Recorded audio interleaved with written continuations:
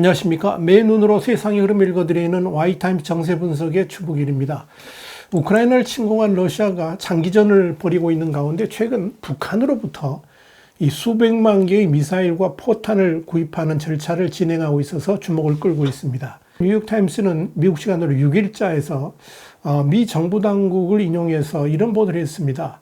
미 정부는 정확한 무기, 선적 시기, 규모에 대한 세부 정보는 제공하지 않았다 그러면서도 러시아가 북한 포탄을 수입하는 건 미국 주도의 세계적 제재가 러시아의 군사 공급망을 심각하게 제한해서 왕따 국가인 북한에게까지 눈을 돌리게 됐다는 신호다. 이렇게 보도를 한 겁니다. 뉴욕타임스는 이어서 이달 초 미 정부는 러시아가 이란으로부터 군사용 드론을 들여왔다고 밝힌 바 있다 그러면서 러시아군은 제재와 수출 통제로 인해서 우크라이나에서 심각한 장비 부족을 겪고 있는데 결국 신뢰성을 확신하기 힘든 이란 같은 국가의 물자와 장비를 의존할 수밖에 없는 것이 지금의 러시아 현실이다. 이렇게 전한 겁니다. 미국의 정보 당국은 이 러시아가 우크라이나 전쟁 수행을 위해서 이란에서 사기로 한 이 드론 수백 기 중에 일부는 기계적 결함을 지녔다라고 주장을 한 바 있습니다. 하지만 이 오류 발견 같은 기술적인 문제가 발견됐다 하더라도 이 이란제 드론 공급은 러시아군의 전력 공백을 보완하는데 일정 부분 도움을 줄 수는 있을 것이다. 이런 평가도 나옵니다. 러시아는 정찰 드론 1,500에서 2,000대가량을 보유하고 있습니다만은 적진 깊숙이 정밀 타격할 공격용 드론은 부족한 실정입니다. 뉴욕타임스는 또 나아가 러시아가 단거리 로켓이라든지 포탄 이외의 무기도 북한으로부터 구입하려 할 가능성이 있다 그러면서 미국은 러시아가 제재 때문에라도 부족한 무기를 북한으로부터 보충하려는 그런 시도를 하게 될 것이다. 이렇게 내다봤습니다.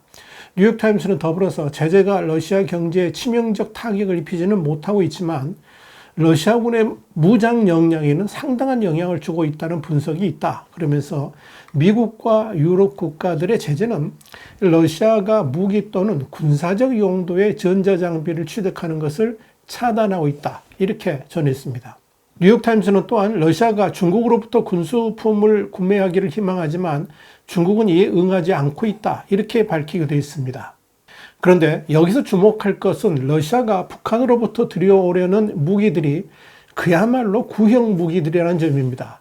미국 기업연구소의 군사 전문가인 프레드릭 W. 케이건은 뉴욕타임스에 이런 말을 했습니다. 북한이 생산하는 152mm 포탄이나 카츄사 미사일은 첨단 기술이 없다 그러면서 러시아가 북한으로 눈을 돌린 것은 러시아가 전쟁에 필요한 가장 단순한 군사 물자도 생산할 수 없기 때문이라는 것, 이걸 지적을 했습니다. 미국의 정보 당국도 러시아가 북한으로부터 첨단 무기도 아닌 로켓과 포탄을 구입하려는 것은 러시아군 사정이 그만큼 절박하기 때문이다라고 판단하고 있습니다. 다시 말씀드려서 기초적인 군수품의 생산과 조달에도 어려움을 겪고 있다는 의미입니다. 러시아가 이번 전쟁에서 약 3,000여 기 이상의 미사일을 사용한 것으로 추정되고 있죠. 이와 관련해서 미국의 포브스지는 전쟁이 장기화되면서 이스칸데르 미사일 등 정밀 미사일은 물론 구형 미사일도 거의 남아있지 않을 것으로 전문가들이 추정하고 있다고 보도한 바 있습니다.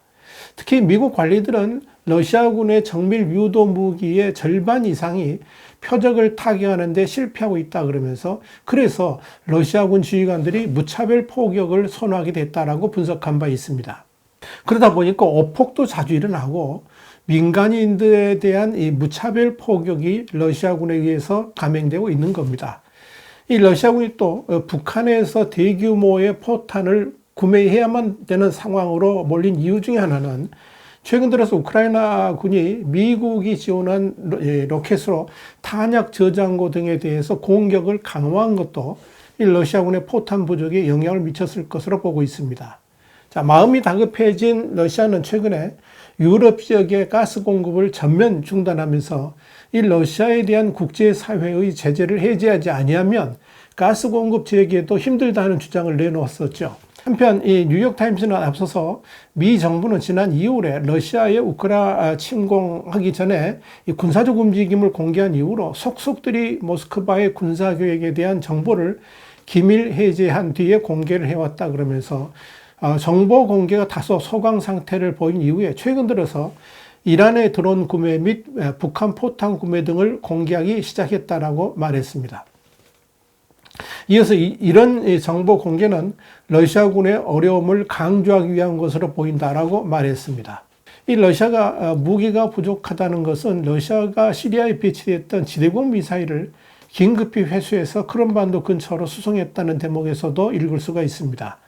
지난 8월 29일 이스라엘 위성사진 업체 이미지샷에 따르면 8월 12일에서 17일 시리아 타르투스항에 있던 러시아의 지대공 미사일 시스템 S-300이 8월 20일 갑자기 사라졌습니다. 대신 이 S-300을 실은 것으로 추정되는 러시아 화물선이 크림반도 인근의 노브로시스크 항으로 향하는 장면이 포착됐습니다.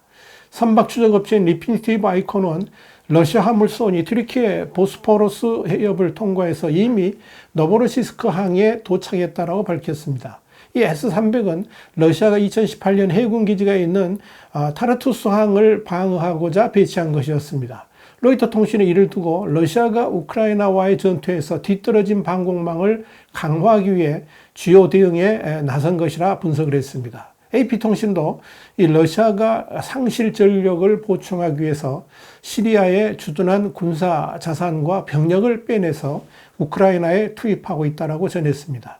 자, 러시아는 이 우크라이나 전쟁 초기에는 마그너 그룹 소속 용병 1000여 명 이상을 시리아와 또 리비아, 북아프리카 같은 데서 차출해가지고 우크라이나로 보낸 바 있었죠.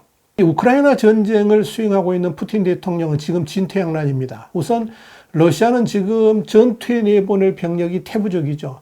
이에 따라서 푸틴 대통령은 지난 8월 25일 군 병력을 기존보다 13만 7천 명 많은 115만 628명으로 정하는 내용의 대통령령에 서명을 했습니다만은 여기에 대해서 영국 국방부는 러시아의 군 병력 충원 방식이 자원 입대일지 징집일지 알 수 없지만 어떤 방식이든 전쟁에 큰 영향이 없을 것이다 이렇게 내다봤습니다.